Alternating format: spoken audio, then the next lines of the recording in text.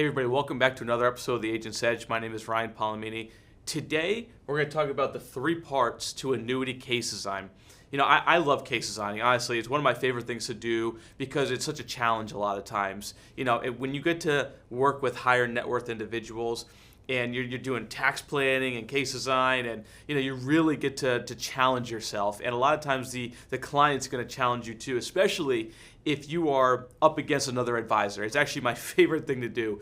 And when we design cases, be very clear, there's really three things that have to happen in every single annuity case design. Now, this could be for IULs, this could be for AUMs, this could be a combination, but predominantly a lot of people are looking to do this because they don't know how to actually design a plan. So I'm going to give you three parts that we focus on when we're designing around annuities, whether it's income annuity, growth annuity, MIGAs, AUM, IUL, doesn't matter. It all comes together. These are three parts. So number one is you have to have a fact finder that keeps you on point. A lot of the times, what we find is most people don't have a fact finder that keeps them on point, that covers everything from income sources to assets to real estate to debt to pensions to expenses to income to estate planning to life insurance to LTC to Medicare. Yes, we have all those on our fact finder, just so you know. And one of the things that we've done that this will give you a really good thing to do as you build out your fact finder is make sure throughout your fact finder that you highlight. What we do is we highlight in green where the questions to really dig deep are. So it's like, hey, don't forget to ask about their RMD strategy. That's in green. So whenever one of our advisors are going through their fact finder, it's so right in front of them that as they go through it, they can't miss the important pieces. Don't forget to ask about income and expenses. Don't forget to ask about their RMD strategy. What's their tax strategy, right? All the things are right there in front of you so you don't forget. Because look, as you start doing this, as you start case designing, it's a lot, especially the clients that come to you and they have 4 or 5 statements, they've got a pension, right? They got CDs, they have savings, they got money market accounts, AUM. It becomes a lot, and a lot of times we forget to ask some of the important things because we're so busy just jotting down notes. So your fact finder is so important when it comes to designing a case because it literally is every single thing you're going to need to know. And the more thorough you are, the easier that design becomes.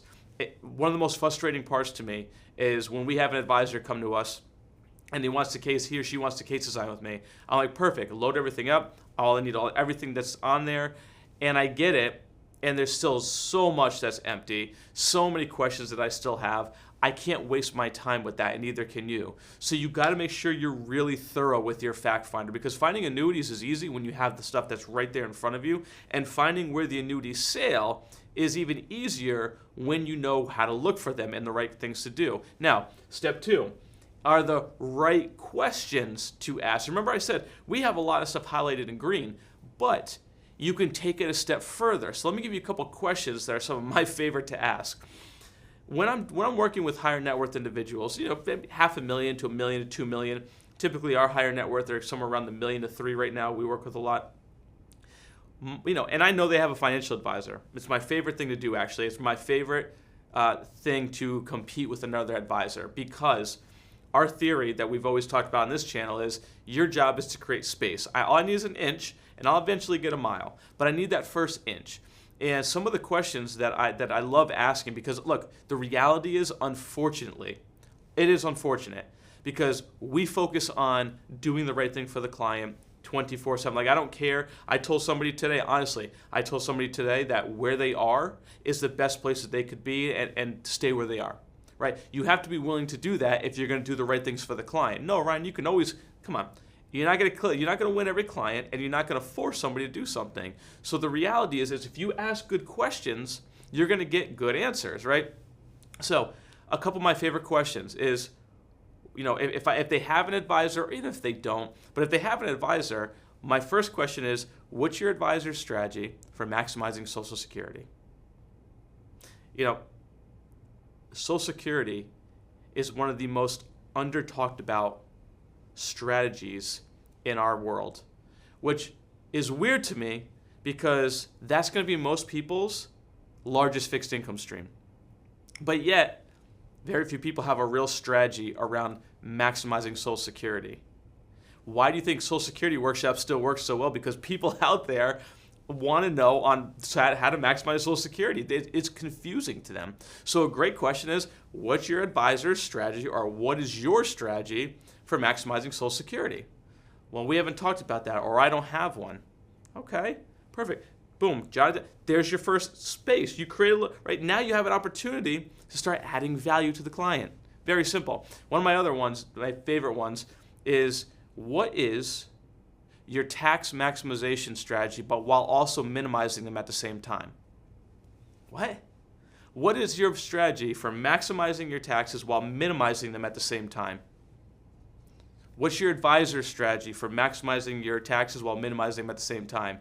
Right? It's hard to comprehend because people are like, well, we haven't talked about that. How do you not talk about that? See, look, I start every one of my seminars off with this. I want everybody, and I tell people, when I do a seminar, I say, I want everybody to write this down. The foundation of every financial plan are taxes. The foundation of every financial plan are taxes. If I don't know how to create a financial plan for somebody without building it on the foundation of taxes first, and very, very few people in the financial world, financial advisors, don't even touch taxes.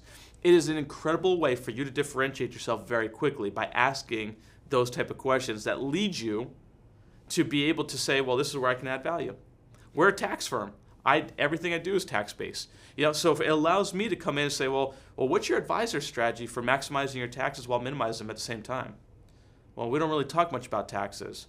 Okay, Tom, that's really weird. I'm sorry, but I don't understand that. I don't understand how you can maximize things and build a strategy without knowing what the tax liabilities are going to be for every decision you make.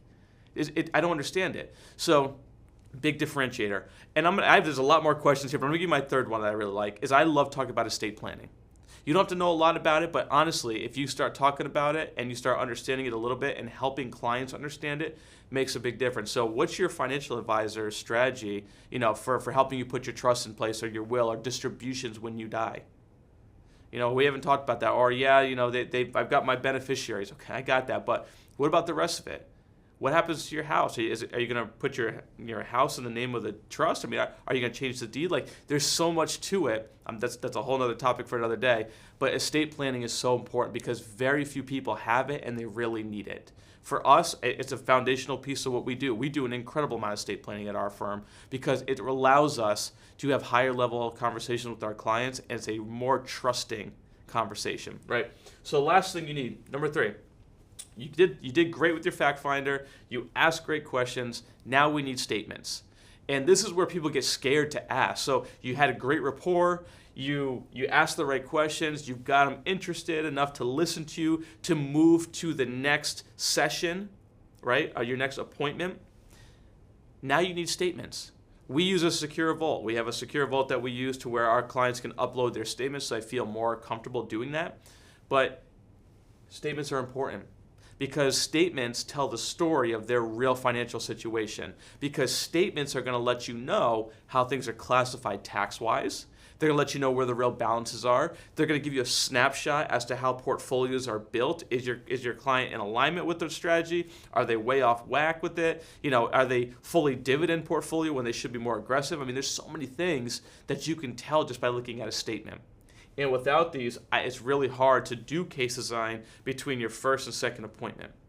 So again, wanted to drop this to you today because these are 3 things that we kind of really live by when we're designing annuity cases, AUM, IUL, just basically building a holistic plan for our client. This is what we use. Thanks so much again for watching. Hit that like button, subscribe. I see a lot of you watching. Subscribe for me. It really helps us. Leave us a comment. See you on the next episode.